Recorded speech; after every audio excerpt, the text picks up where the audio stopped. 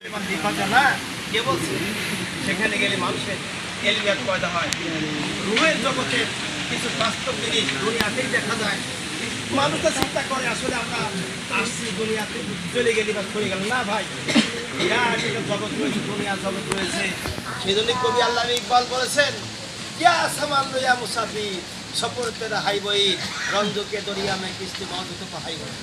হে মুসাফির, কি সামান নিয়ে আসছো? তোমার সফর অনেক লম্বা চড়া সফর। কি সামান তৈরি করেছো, কি সংগ্রহ করেছো? এখান থেকে ঢাকা যাবো, ঢাকা যেতে গেলে পরে 600 টাকা 500 টাকা টিকিট লাগবে, তাহলে 6 দিনে 1200 টাকা।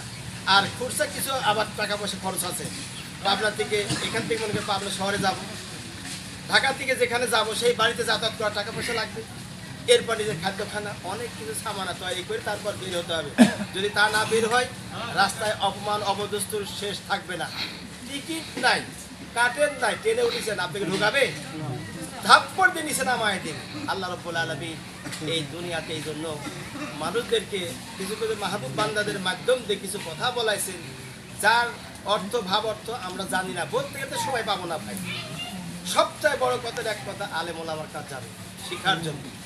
হক্কানি আলেম পীর মাশায়েখদের কাছে যান, শিখার জন্য যান, সেখানে যান, ধন্না ধরেন, কিছু শিখতে পারবেন আর আনতে পারবেন, মানবতার জ্ঞান তথ্য লাভ করতে পারবেন। অন্যথায় কিছু পারবেন, কোনোদিনও পারবেন, কোনোদিনও পারবেন না, কোনোদিনও পারবেন পারবেন সেই জন্য তিন মাসের ভক্ত আলেমদের পাশে যাবেন, সভাপতি যাবেন। আমি প্রায় দিনই আলোচনা করি, প্রায় দিনই বলি, প্রায় দিনই বলে থাকি, আজও বলছি।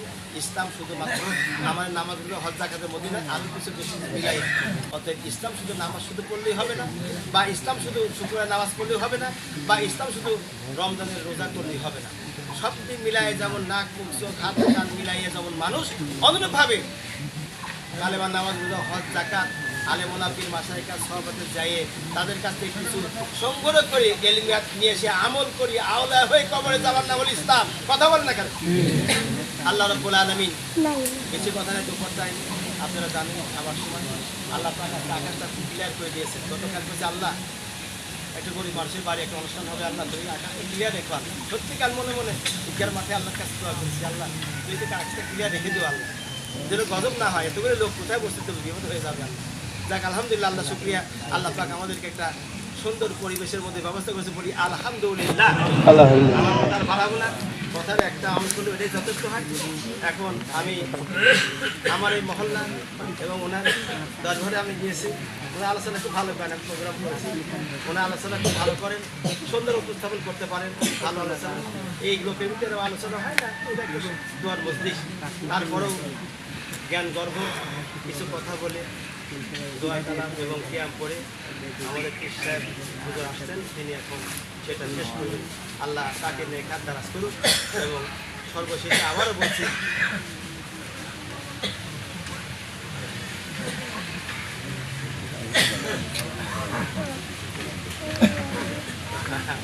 ঠিক আছে, যাই হোক, পীর সাহেব আবার কিছু আলোচনা করার কথা বলছেন। তো ভাই, আমরা মুসলমান, আমার দায়িত্ব কর্তব্য কি ভাই? ছেলে নিয়ে জন্ম নিলে পরে ইসলামকে মানা, ইসলামের উপরে তাকে কানে একটা একামত পৌঁছা দেওয়া, এগুলো জানি না, শিখতে হবে। তো ভাই, এরপরে যখন একটু বয়স হয়ে গেল, 5-7 বছর বয়স হলো, নামাজের তালকিন দেন, কোরআন শরীফের তালকিন দেন, হাদিসের তালকিন দেন। এরপর তাই সে যখন বড় হবে, নামাজের জন্য তাকে ট্রেনিং দেন, নামাজের জন্য তাকে একটু তালিম দেন, নামাজের পাবন্দি করে, নামাজ থেকে তার সে জিনিস নেওয়া যায় সেদিকে। এরপরে হক্কানি আলেম কোথায় আছে, হক্কানি পীর মাশায়েখ কোথায় রয়েছে, তার কাজ তার সহবাদে পাঠিয়ে দেন।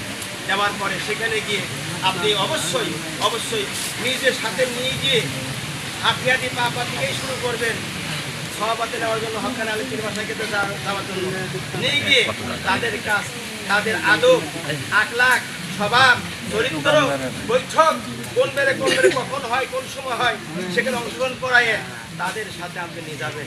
নেওয়ার পরে বন্দোবস্ত করবেন সন্তান যেন একজন আল্লাহর ওলিদের পীর মাশায়েখদের সহবতের থেকে আল্লাহ আল্লাহ হয়ে কবরে যায়, গেলেই আপনি শান্তি। এখান থেকে প্রধানমন্ত্রীর কাছে যাবেন, তারেক জিয়ার কাছে যাবেন, মনে করেন সে আপনি কি সরাসরি যেতে পারবেন? কথা কন নাকি পারবেন না, তাহলে কি মাধ্যম লাগবে না? অঞ্জন ভাই মাধ্যম হলো আল্লাহর করি না পীর মাসা হকানি আলেমেরা মাধ্যম হবে এই মাধ্যমে সহজ রসুলের কাছে যাওয়া আর রসুলের কাছে গেলে পরে সহজ আল্লাহর নবী আল্লাহর আরশ আজিমের পায়া ধরে কাঁদবেন আর বলে আল্লাহ আমার উম্মতদেরকে তুমি মাফ করে দাও সুবহানাল্লাহ। এখন রসুলের সুন্নতি আদায় করলেন, রসুলের দেওয়া বিধান মানলেন না, আল্লাহর কোরআন মানলেন না, ইজমা কিয়াস মানলেন না, পীর মাশায়েখদের মানলেন না, আপনাদের আমলটা কোথায় হবে, কেমন হবে? একবার চিন্তা করে ভেবে দেখেছেন? এইজন্য আল্লাহ রাব্বুল আলামিন জানিয়েছেন, বান্দা তোমার চেহারা তাকায় দেখো কত সুন্দর করে আমি আল্লাহ বানিয়েছি, যত সুন্দর করে তোমার চেহারা বানিয়েছি, এই পৃথিবীতে যত মাকলুকাত তৈরি করেছি তাদের ভিতরে আমি আল্লাহ আল্লাহ কাদ খলাকুনাল ইনসানা ফি আহসানি তাকওয়িম, এত সুন্দর করে তোমার চেহারা বানাইছি, সুন্দর করে তৈরি করেছি, কত সুন্দর করে তৈরি আমি আল্লাহ কোন মাকলুকাত বানাইনি বলি সুবহানাল্লাহ সুবহানাল্লাহ। ওই সুন্দর চেহারা এই জন্য বানিয়েছি তোমার মাথাটা, তোমার নাকটা, তোমার কপালটা সেজদার মাধ্যমে লুটায় ফেলো, যেন আমি আল্লাহ আমারে পেতে পারো, আমি আল্লাহ আমার যখন সেজদা করে সুবহান রাব্বিল আলা বলে ডাক দিবা, আমি রব্বুল আলামিন তোমার মুখের এই সুবহান রাব্বিল আলা তাসবিহটা পড়া শেষ হতেই না হতেই জীবনের গুনাহগুলো মাফ করে দিব সুবহানাল্লাহ।